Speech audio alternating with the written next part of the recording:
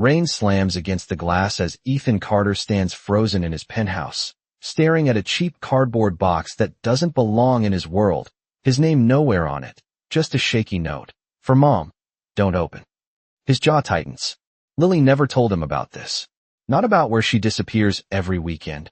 Not about why she never spends a single dollar of his money. Not about why she smiles like she's okay when she clearly isn't. Thunder cracks. He opens it. Inside, unpaid hospital bills, stamped overdue, a photo of a tiny collapsing house somewhere off a dirt road, and a handwritten note.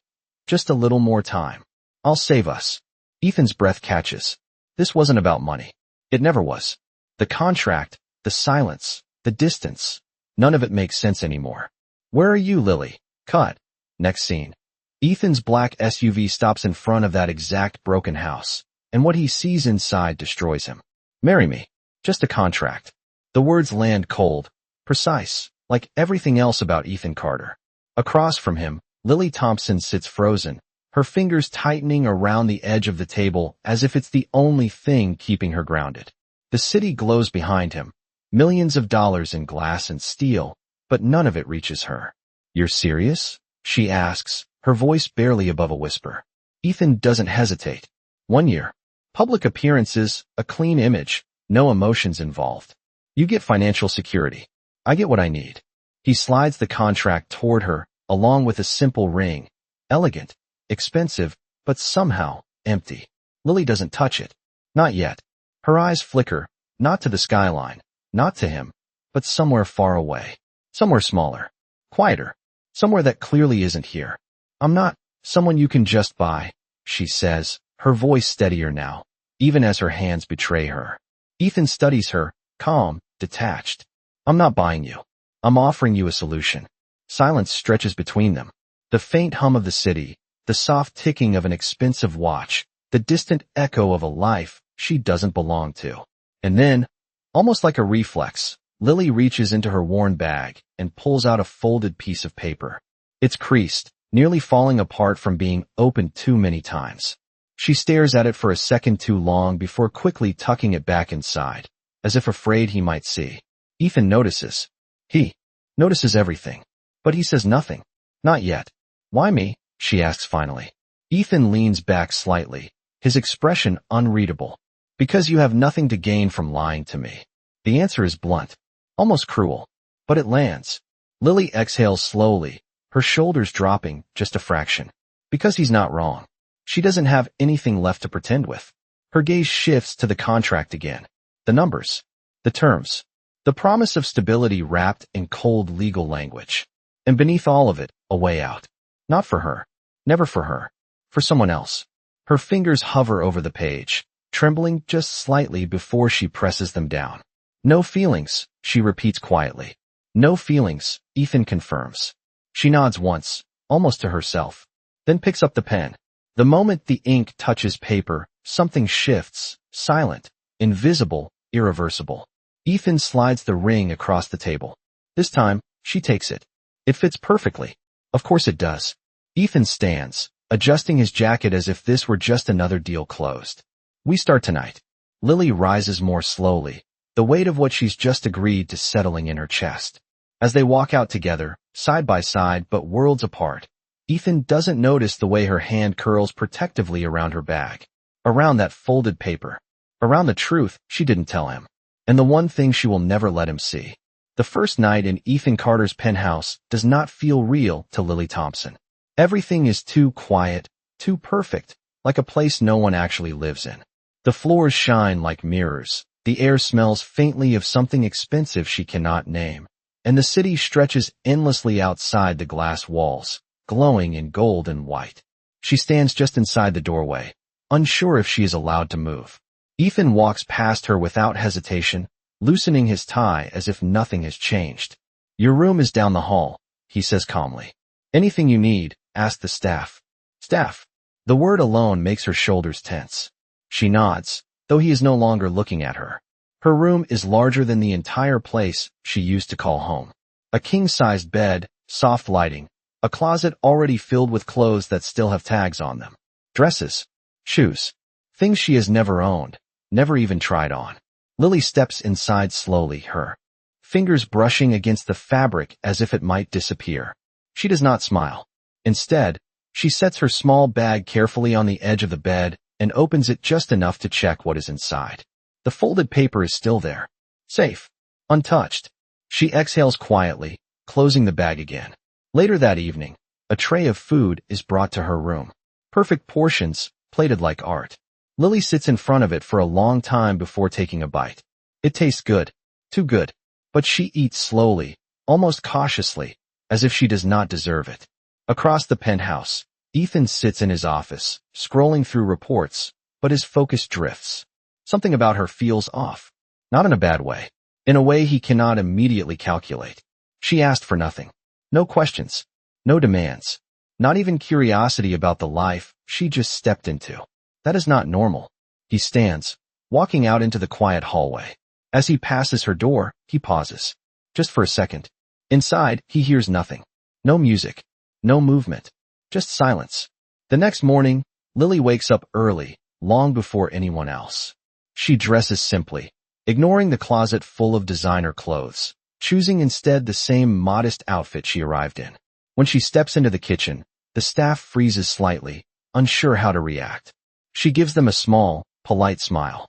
"Can I make coffee?" she asks. They exchange glances.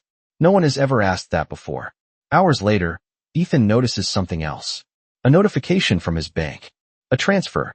Not large enough to matter to him, but consistent. Daily. He pulls up the details. The money is coming from the account he set up for Lily, and it is being sent somewhere else. Somewhere he does not recognize. Ethan leans back slowly, his expression tightening. She has access to everything. Yet she is sending money away. Not spending it. Not enjoying it. Giving it. His eyes narrow slightly. Curiosity turning into something sharper. "What are you hiding?" he murmurs under his breath. And for the first time since this arrangement began, Ethan Carter realizes he does not understand his own wife at all. By the third day, Lily Thompson has learned how to exist in Ethan Carter's world without ever truly being part of it.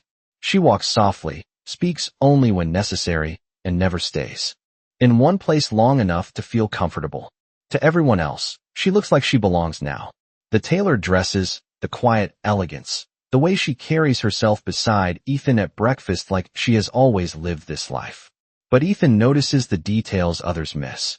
He notices how she never finishes her meals, how she avoids eye contact with the staff when they serve her, how she always checks the time, especially in the late afternoon. And most of all, he notices that every single day, at exactly 5 p.m., she disappears. No explanation. No request for permission. She simply leaves. The first time, he ignores it. The second time, he tells himself it is none of his business. By the third time, curiosity wins. That afternoon, Ethan watches from the window as Lily steps out of the building, dressed simply again, none of the luxury she now has access to. She walks past the waiting car, does not even glance at the driver. Instead, she keeps going down the street, blending into the crowd like she is trying to disappear. Ethan's jaw tightens. "Where are you going?" he mutters, already reaching for his keys. He tells himself it is just logic, just understanding the situation. Nothing more. But as his car follows at a distance, something feels different. This is not business. This is something personal. Lily moves quickly, taking turns without hesitation, like she knows exactly where she is going. The city changes around her. The tall glass buildings fade into older streets. Cleaner sidewalks turn into cracked pavement. The air feels heavier, quieter. Ethan slows down, his grip tightening on the steering wheel. This is not a place she should be. Not anymore. He watches as she finally stops in front of a small convenience store, the kind with flickering lights and a faded sign. She goes inside. Minutes pass. When she comes back out, she is carrying a small paper bag. Not shopping bags. Not luxury items. Just something simple. Ethan steps out of the car before he can stop himself. "Lily." She freezes. The bag tightens in her hands. Slowly, she turns around, her eyes widening just slightly when she sees him standing there. Not in his office. Not in his world. "Here. You followed me," she says quietly. It is not anger. It is not fear. It is something else. Something closer to disappointment. Ethan takes a step closer, his voice steady but firm. "You have access to everything. Yet you come here. You send money somewhere I do not recognize. And you expect me not to ask questions.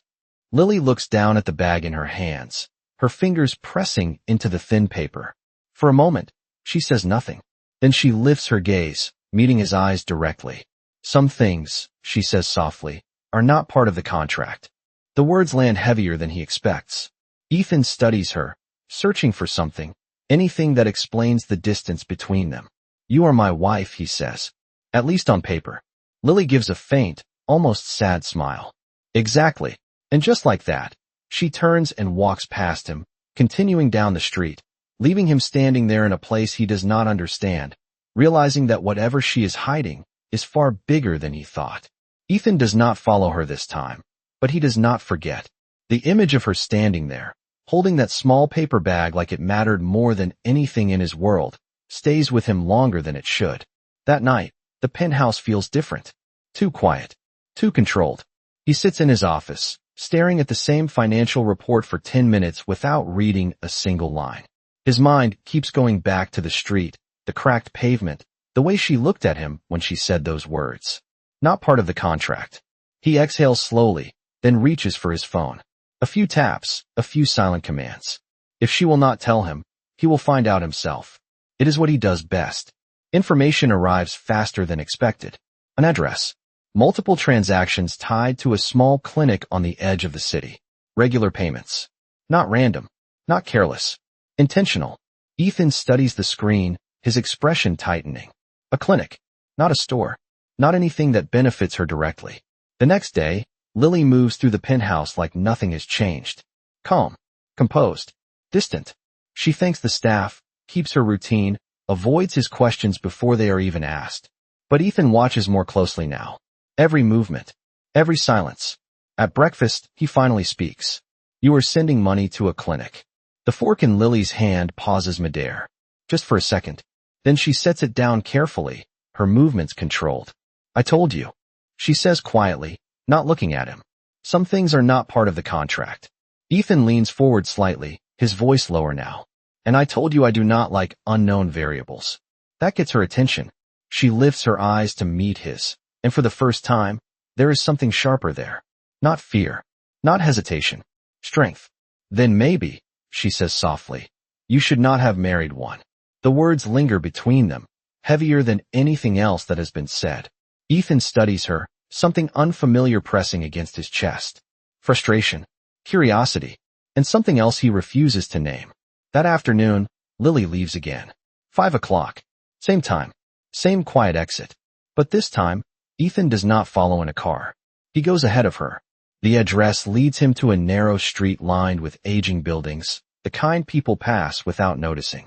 The clinic sits at the end, small and worn, its sign slightly crooked. Ethan steps out, the sharp contrast hitting him immediately. This is not his world. Not even close. He walks inside. The air smells clean, but simple. No marble floors. No polished glass. Just effort. Just survival. A nurse at the front desk looks up, surprised. Can I help you? She asks. Ethan opens his mouth, but before he can answer, the door behind him opens. Lily steps in, stopping cold when she sees him standing there. The small paper bag is still in her hands. For a moment, neither of them speaks. Then a voice calls out from deeper inside the clinic. Weak, but warm. Lily, is that you? Lily's expression changes instantly. Everything softens. Everything real. She moves past Ethan without another word, disappearing down the hallway toward that voice. And Ethan stands there, unmoving, as something inside him begins to shift in a way he can no longer control. The hallway is narrow, the lights softer, quieter than anything Ethan Carter has ever stepped into. And yet every step Lily takes down it feels certain, like she has walked this path 1,000 times before, like this place belongs to her in a way his world never could. And Ethan finds himself following without meaning to, slower, almost hesitant, until he reaches the doorway where she stops. And inside he sees it. Not luxury, not perfection, just a small room with a single bed, a worn blanket, a machine, quietly humming beside it. And on that bed lies a woman, pale but smiling the moment she sees Lily. You are late today, the woman says gently, her voice thin but warm, and Lily's entire posture softens in a way Ethan has never seen before. She moves quickly, setting the small paper bag down, kneeling beside the bed. I am sorry, Mom. The bus was slow, she says, her voice light, careful, like she is holding something fragile together. She reaches into the bag, pulling out simple groceries. Fruit, a small container of soup. Nothing expensive, nothing extravagant, just enough. Always just enough. Ethan stays at the doorway, unnoticed, watching as Lily adjusts the blanket, checks the machine, brushes a strand of hair from her mother's face with a tenderness that does not belong in contracts or business deals. Did you eat? Her mother asks softly, and Lily smiles. That same practiced smile Ethan has seen before. The one that hides more than it shows. Of course I did, she lies. Gently. And Ethan feels something tighten in his chest because now he knows that is not true. He has seen her meals, the half-finished plates, the way she eats like she is saving something for later. Her mother nods, satisfied, trusting, and reaches for Lily's hand. You always take care of everything, she whispers, and Lily lowers her head slightly, her voice softer now, almost breaking but not quite. I am trying, she says, just a little more time. The same words from the note, the same quiet promise, and Ethan's breath catches because this is not a story, this is not an explanation, this is reality, raw and unfiltered. He looks around the room again, the peeling paint, the outdated equipment, the quiet effort holding everything together, and for the first time, he understands where every dollar went, not wasted, not hidden, but given, sacrificed, stretched as far as it could go. Lily stands after a moment, adjusting the blanket once more before turning slightly, and that is when she sees him, standing there, watching everything she never wanted him to see.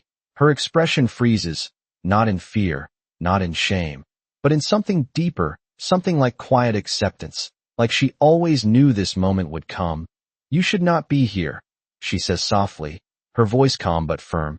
Ethan does not move, cannot move, because everything he thought he understood has just been rewritten in front of him. The contract, the distance, the silence. None of it meant what he thought it did. And for the first time in a long time, Ethan Carter has no words.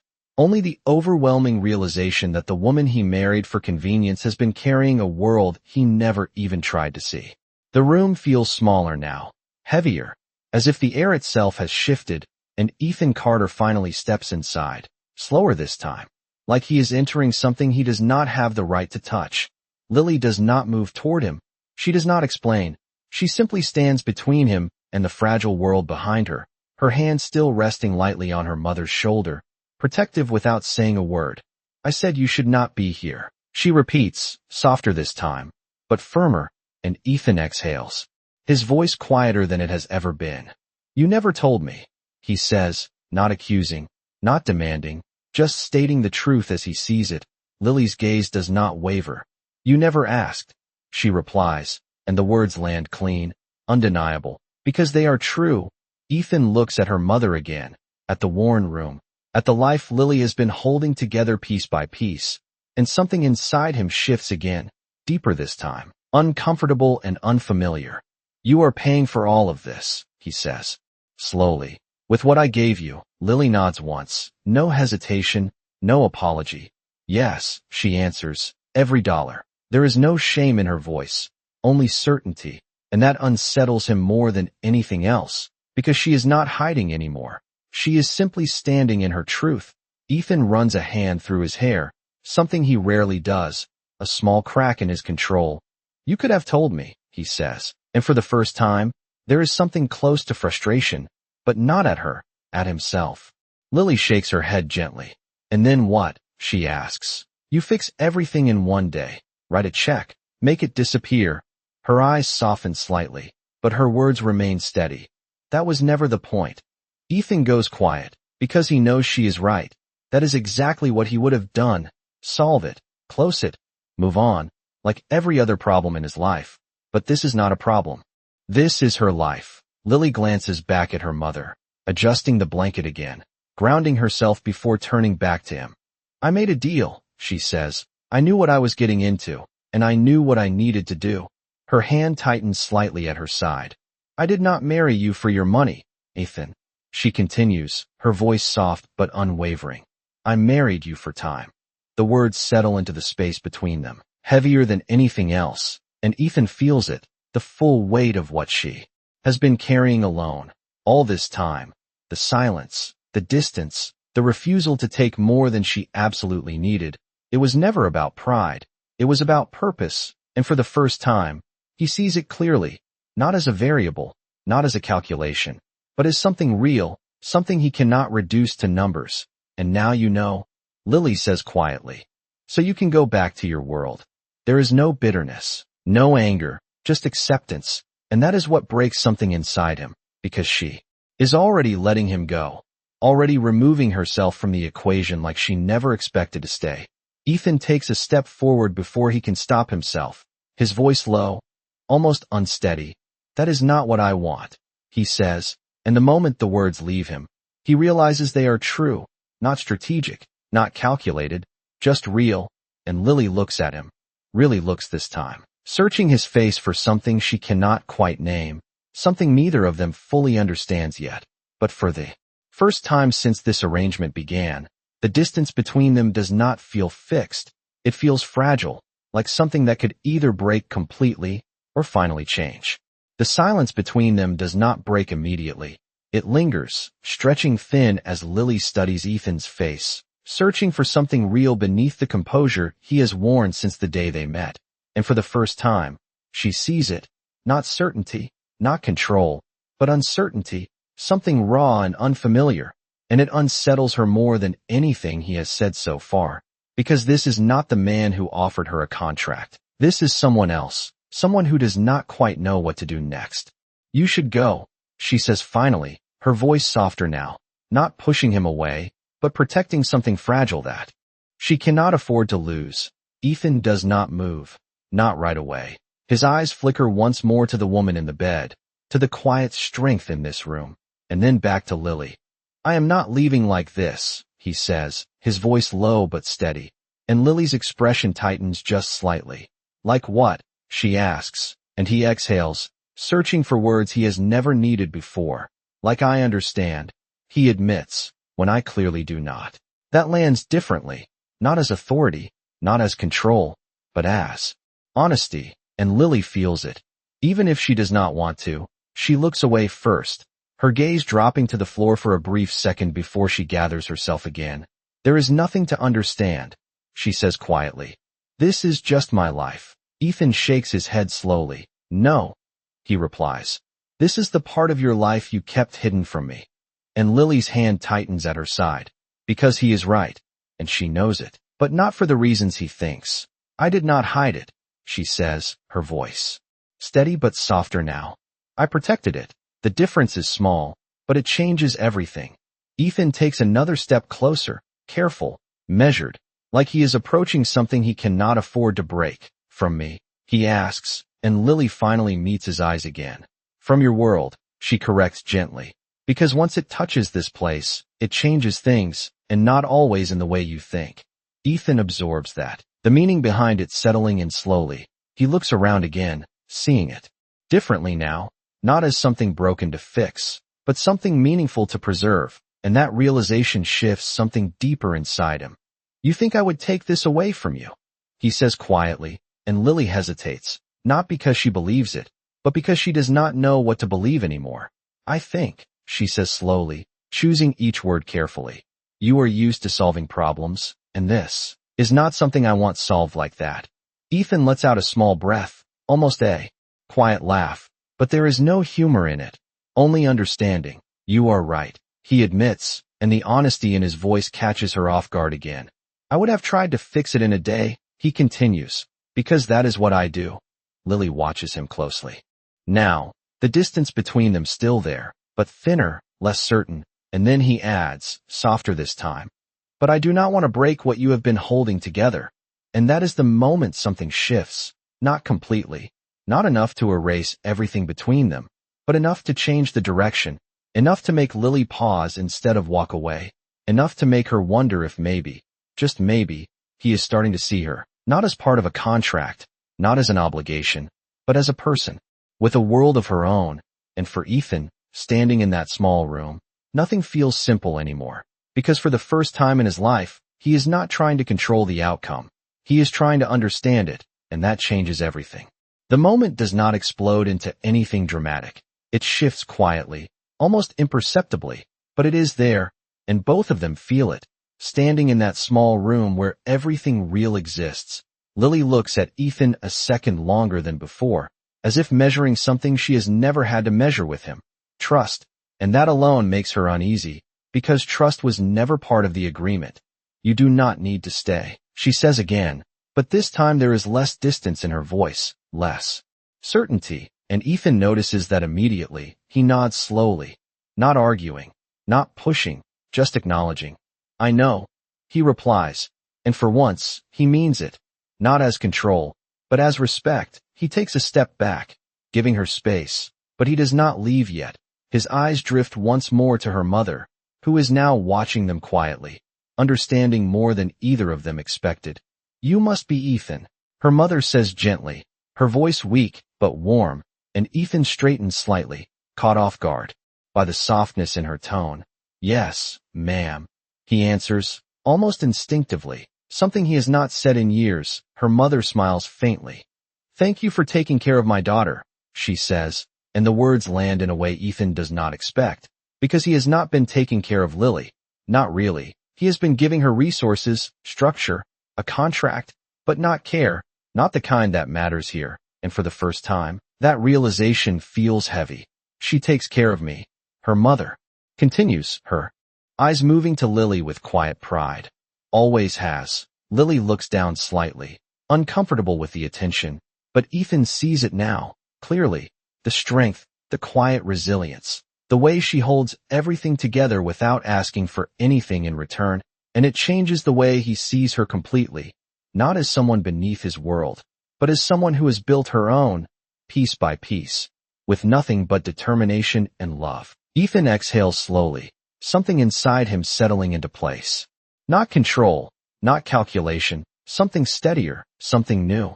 I would like to help, he says finally, his voice calm, careful, not as an offer, but as a question, and Lily's head lifts immediately, her eyes searching his face again, cautious. I told you, she begins, but he shakes his head gently, stopping her before she can finish. Not like that, he says, and there is something different in his tone now, something she cannot ignore. Not to fix it, not to take it away from you, he continues, but to support what you are already doing. Lily hesitates, because this is not the answer she expected, not the version of him she prepared for. Her instinct is still to refuse, to protect, but something in his expression stops her, something honest, something that feels less like control and more like understanding, and that is new, unfamiliar, and dangerous in its own way. Why? She asks quietly. Because she needs to know, and Ethan does not look away this time. Because I should have seen it sooner, he answers, simple, direct, real, and that answer lingers, not as a solution, not as a promise, but as a beginning. Lily does not say yes, not yet, but she does not say no either, and that is the first real change, because for the first time since this began, the line between contract and something more is no longer clear, and neither of them knows exactly what comes next, only that whatever it is, it will not be defined by the rules they started with. The drive back is silent, but it is not the same silence they started with. It is heavier, filled with things neither of them can easily put into words, and Ethan Carter does not turn on the radio, does not check his phone, does not break it, because for once, he does not want distraction, he wants to sit with what he has seen, what he now understands. Lily sits beside him, her hands folded in her lap, her gaze fixed outside the window as the city slowly shifts back into something polished, something controlled, something that now feels incomplete. When they arrive at the penthouse, she steps out first, walking ahead like she always does, keeping that careful distance. But this time, Ethan follows without hesitation, not to observe, not to analyze, but because he does not want to let that distance grow again. Inside, everything is exactly as it was before, perfect, untouched, but neither of them sees it the same way anymore. Lily moves toward her room, but his voice stops her. Wait, he says, and it is not a command. It is a request. She turns slowly, cautious, uncertain, and Ethan walks closer, holding something in his hand, the contract, the same one that started everything. We need to change this, he says quietly, and Lily's expression tightens slightly, not in fear, but in preparation, like she is bracing for something she has already decided she will refuse. I told you, she begins, but Ethan shakes his head, his voice steady, grounded in something real this time. No, listen, he says, and for once, she does, because something in him has changed, something she cannot ignore. He looks down at the contract for a brief second, then back at her. This was never fair to you, he continues, and I knew that from the beginning. I just chose not to care. The honesty is sharp, direct, and it lands between them with a weight that cannot be dismissed. Lily says nothing, but she does not look away, and that matters. Ethan takes a breath, then tears the contract in half, the sound quiet but final, and for a moment, everything stills. I am not your solution, he says, and you are not my arrangement. Lily's breath catches slightly, because she did not expect that. Not like this. Not without negotiation. Not without conditions. He steps closer, careful, giving her time to pull away if she needs to, but she does not. I cannot undo what I did. He continues, his voice softer now, but I can choose what happens next. Lily searches his face again, looking for calculation, for control, for anything that feels like the man she agreed to marry, but it is not there, and that unsettles her more than anything else. And what is that? She asks quietly, and Ethan holds her gaze, steady, unguarded. That I stay, he says, not because of a contract, not because I need something from you, but because I want to be part of your world, if you will let me. The words are simple, but they carry everything he has not said until now. Lily feels it. The shift, the weight, the risk. And for the first time, the choice is entirely hers. No pressure, no obligation, just a decision. She looks down briefly, her fingers tightening slightly before relaxing again. Then she looks back at him, and there is something different in her eyes now. Something softer, something uncertain, but not closed. If you stay, she says slowly, it will not be easy. Ethan nods without hesitation. I know, he answers, and she studies him for one more second, as if making sure he understands what that truly means. Then, finally, she gives the smallest nod, not a promise, not a resolution, but a beginning. And in that quiet moment, standing in a place that no longer feels like his alone, Ethan Carter realizes that for the first time in his life, he is not building a deal. He is building something real, something he cannot control, only earn, one step at a time.